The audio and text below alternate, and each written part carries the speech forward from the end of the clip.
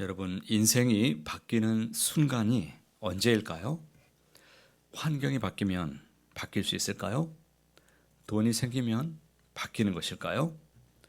관계가 바뀌면 인생의 터닝 포인트가 생기는 것일까요? 오늘 말씀은 분명히 우리에게 가르쳐 주십니다.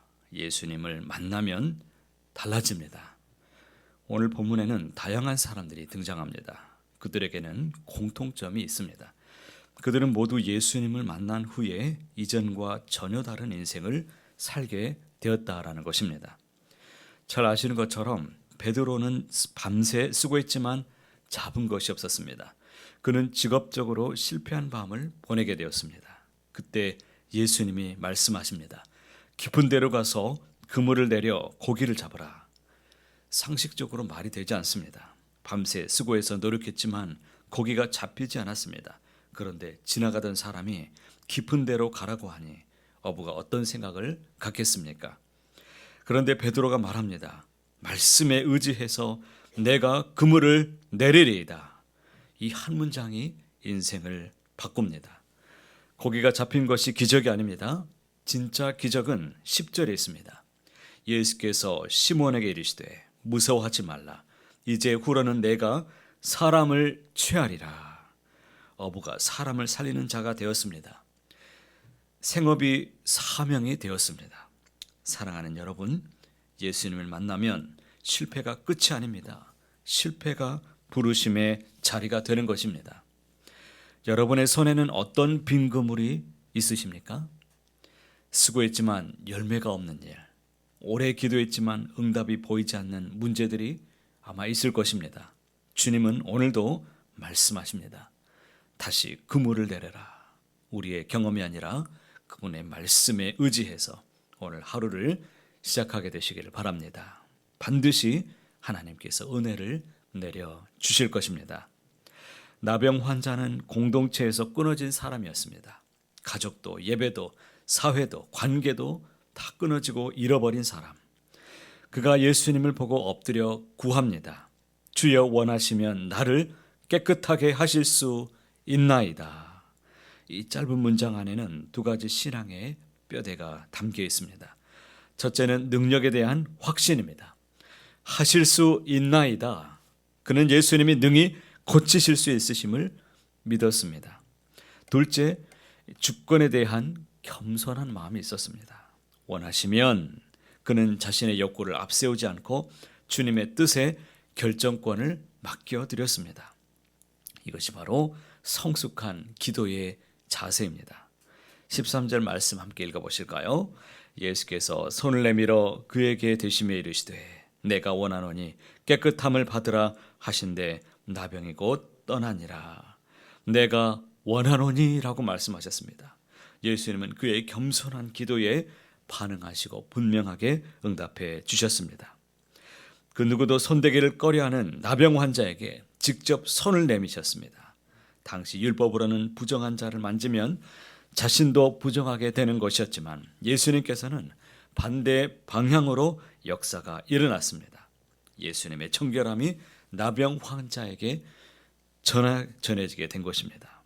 사랑하는 여러분, 예수님을 만나면 상처가 끝이 아닙니다. 상처가 간증이 됩니다. 교회는 완벽한 사람들이 오는 것이 아니죠. 예수님을 만난 사람들이 회복하여 지는 것입니다. 그리고 16절 말씀 보십시오. 이 놀라운 기적 이후에 예수님이 어떻게 하십니까? 예수님은 물러가서 한적한 곳에서 기도하셨습니다. 사역이 바빠질수록 무리가 몰려올수록 예수님은 더 깊은 곳으로 물러가 기도하셨습니다. 우리에게도 이런 멈춤의 시간이 필요합니다. 기도로 돌아가는 것, 주목받을 때 오히려 조용히 물러나 아버지와 교제하는 것. 오늘 이 새벽 우리가 이 자리에 나온 것이 바로 그 주님의 리듬을 따라가는 것입니다. 여러분, 고치지 못할 것 같은 문제가 있으십니까? 사람들이 멀리하는 상처가 있으십니까? 나병 환자의 고백으로 기도하시기를 바랍니다. 주여 원하시면 하실 수 있나이다. 능력을 신뢰하시되 주권을 주님께 맡기는 기도로 그것이 오늘 우리가 드려야 될 기도가 되시기를 바랍니다. 세 번째 이야기는 더욱 극적이죠. 중풍병자를 데리고 또 나온 친구들의 이야기입니다. 예수님이 계신 집에 사람들이 가득 차 문 앞까지 들어설 틈이 없었습니다. 그러나 이 친구들은 포기하지 않았습니다. 지붕으로 올라가 기와를 뜯고 사람들이 보는 앞에서 침상을 달아 내린 것입니다. 주님이 무엇을 보셨습니까? 그들의 믿음을 보셨습니다. 중풍병자 한 사람만이 아니라 그를 데려온 친구들의 믿음까지 함께 보셨습니다. 이것이 중보적 기도의 능력이었습니다. 때로 우리는 스스로 주님 앞에 나아갈 힘도 없을 때가 있죠. 그럴 때 나를 위해 지붕을 뚫는 사람, 무릎을 꿇는 사람들이 필요합니다. 오늘 우리 주변에 지붕을 뚫어서 데리고 나와야 될 사람이 있습니까? 스스로 기도하지 못하는 배우자, 자녀, 부모, 동료가 있으십니까?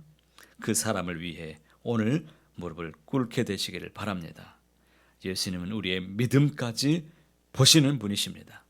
우리의 기도는 누군가를 또 주님 앞으로 인도할 수 있는 하나님의 거룩한 도구가 될 것입니다. 사랑하는 여러분, 말씀에 의지해서 오늘 하루를 기도로 시작하시길 바랍니다. 원하시면 하실 수 있나이다. 겸손히 주님 앞에 고백하게 되시길 바랍니다. 그리고 사랑하는 사람들을 위해서 지붕을 뚫는 믿음으로 기도하시길 바랍니다. 예수님은 오늘도 우리의 믿음을 보시고 응답하여 주시기를 원하십니다. 간절한 믿음의 기도로 하나님의 선한 도구로 쓰임받는 저 여러분 모두가 다 되시기를 간절히 소망합니다. 사랑하는 하나님, 주님 앞에 나온 모든 교우들이 베드로처럼 말씀 앞에 순종하게 하시고 나병 환자처럼 주님의 능력을 신뢰하며 나가게 하여 주시옵소서. 친구들처럼 서로를 위해 포기하지 않고 기도하는 하루가 될 수 있도록 붙잡아 주시옵소서. 우리의 빈손을 주님의 충만함으로 채워주시고 오늘 하루도 주님의 은혜로 살아낼 수 있도록 주관하여 주시옵소서. 예수님의 이름으로 기도하옵나이다. 아멘.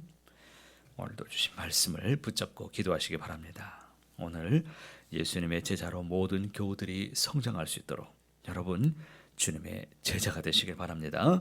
예수님을 알고 닮고 전하는 그런 귀한 복된 교회가 되도록 간절히 기도하십시오. 바이블 칼리지 과정 그리고 예수 전도 제자 훈련 이 모든 훈련을 통해 하나님 앞에 쓰임받는 귀한 은혜가 있기를 바랍니다. 영유아 유치부에서부터 우리 청년부 모든 장년부 그리고 새가족부 이르기까지 모두가 다 주님 앞에 귀하게 쓰임받는 귀한 주님의 제자들이 다 되시길 바랍니다. 여러분 가지고 오신 기도 제목 가지고 간절히 기도하시다가 오늘도 은혜로 풍성한 날 되시기를 간절히 바랍니다.